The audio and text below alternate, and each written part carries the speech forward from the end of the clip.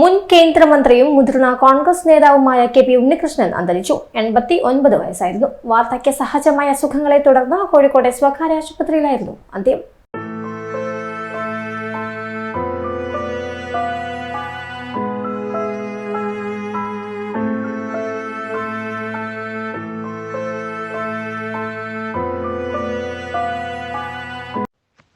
ആകാരം കൊണ്ടും ശക്തമായ നിലപാടുകൾ കൊണ്ടും ദേശീയ രാഷ്ട്രീയത്തിൽ നിറഞ്ഞുനിന്ന വ്യക്തിത്വമായിരുന്നു കെ പി ഉണ്ണികൃഷ്ണൻ. ഡൽഹിയിൽ Shankar's weekly, Mathrubhumi, times of India എന്നിവിടങ്ങളിൽ പത്രപ്രവർത്തകനായിരുന്നു. കെ പി ഉണ്ണികൃഷ്ണന് ഇന്ദിരാഗാന്ധിയുമായുള്ള അടുപ്പമാണ് ചെറുപ്രായത്തിൽ തന്നെ പാർലമെന്ററി രാഷ്ട്രീയ രംഗത്തെത്തിക്കുന്നത്. 1971 വടകരയിൽ സ്ഥാനാർത്ഥിയായി ലീലാ ദാമോദര മേനോന്റെ പേരാണ് KPCC നിർദ്ദേശിച്ചിരുന്നത്. അത് വെട്ടിമാറ്റിയാണ് ഇന്ദിരാഗാന്ധി കെ പി ഉണ്ണികൃഷ്ണന്റെ പേര് നിശ്ചയിക്കുന്നത്.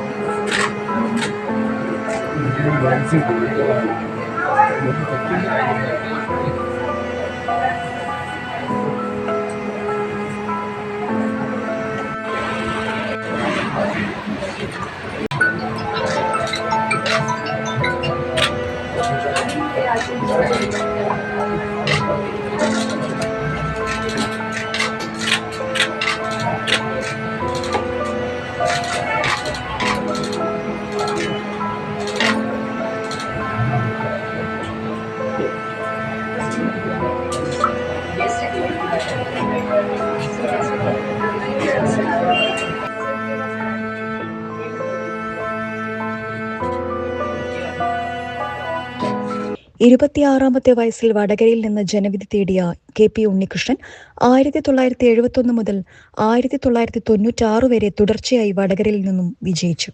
ഇന്ദിരാഗാന്ധിക്കൊപ്പമായിരുന്നെങ്കിലും അടിയന്തരാവസ്ഥ ഉൾപ്പെടെ ഇന്ദിരാഗാന്ധി നടപ്പാക്കിയ ഏകാധിപത്യപരമായ തീരുമാനങ്ങളിൽ പ്രതിഷേധിച്ച് കോൺഗ്രസ് വിടാനും ഇടത് സോഷ്യലിസ്റ്റ് ആശയങ്ങളുമായി മുന്നോട്ടു പോകാനും കെ പി ഉണ്ണികൃഷ്ണൻ സന്നദ്ധനായി. 1980, 1984, 1989, 1991 പാർലമെന്റിൽ തിരഞ്ഞെടുപ്പുകളിൽ ഇടതുമുന്നണി സ്ഥാനാർത്ഥിയായാണ് വടകരയിൽ നിന്നും ജയിച്ചത്.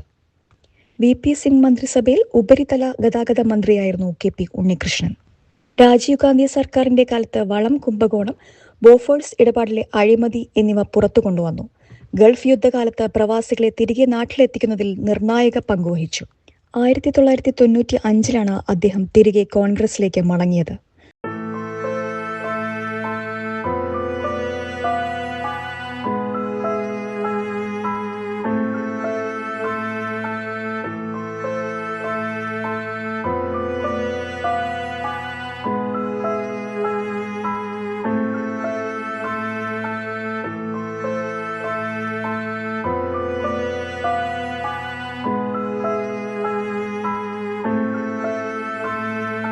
ആ വടകര നിയോജക മണ്ഡലത്തിൽ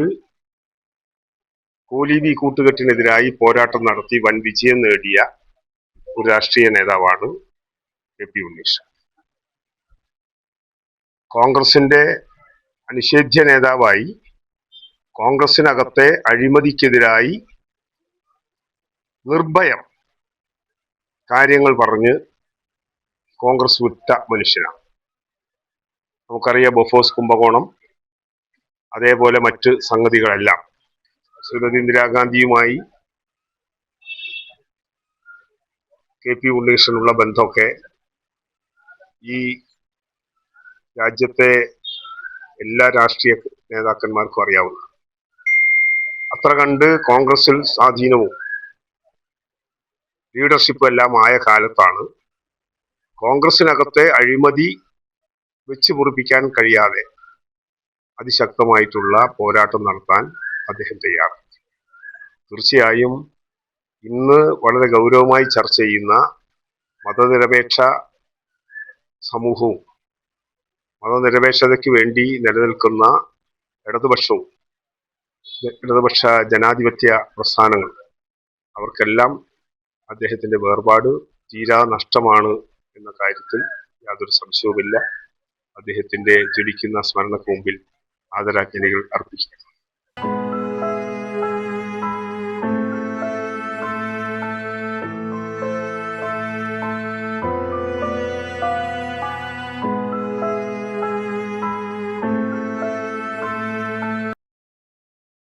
കെ.പി. ഉണ്ണികൃഷ്ണൻ എന്ന് പറഞ്ഞാൽ ഇന്ത്യൻ രാഷ്ട്രീയത്തിലെ അധികാരനായ നേതാവായിരുന്നു. എന്നും ഇടതുപക്ഷ ജനാധിപത്യ മുന്നണി പോരാളിയായിട്ടും പുരോഗമന രാഷ്ട്രീയം ഉയർത്തിപ്പിടിച്ച നേതാവായിരുന്നു ശ്രീ കെ.പി. ഉണ്ണികൃഷ്ണൻ. വി.പി. സിംഗ് ഗവൺമെൻറ്റിൽ അന്ന് ഉപരിതല ഗതാഗത വകുപ്പ് മന്ത്രിയായിരുന്നപ്പോഴും പാർലമെൻറ്റിൽ രാജീവ് ഗാന്ധിക്കെതിരെ ഓഫോഴ്സ് അഴിമതി ആരോപണം വന്നപ്പോൾ കൃത്യമായി അഭിപ്രായം രേഖപ്പെടുത്തിക്കൊണ്ട് ശക്തമായ നിലപാടെടുത്ത നേതാവായിരുന്നു. ഒരു കാലത്ത് ഇന്ദിരാഗാന്ധിയുടെ ഏറ്റവും അടുത്ത അനുയായിയും ആയിരുന്നെങ്കിൽ പോലും ഇന്ദിരാഗാന്ധിക്കെതിരെ അടിയന്തരാവസ്ഥയ്ക്ക് ശേഷം പിന്നീട് ഇങ്ങോട്ട് ശക്തമായി ഇന്ദിരാഗാന്ധിയുടെ ഏകാധിപത്യ പ്രവണതയ്ക്കെതിരെ കോൺഗ്രസിലെ ജനാധിപത്യ വിരുദ്ധ നടപടികൾക്കെതിരെ ശക്തമായ നിലപാടെടുത്ത വളരെ ശക്തനായ ഒരു നേതാവായിരുന്നു കെ.പി. ഉണ്ണികൃഷ്ണൻ. അദ്ദേഹത്തിൻ്റെ വിയോഗം നമുക്കൊക്കെ വളരെയധികം ദുഃഖകരമാണ്. അദ്ദേഹത്തിൻ്റെ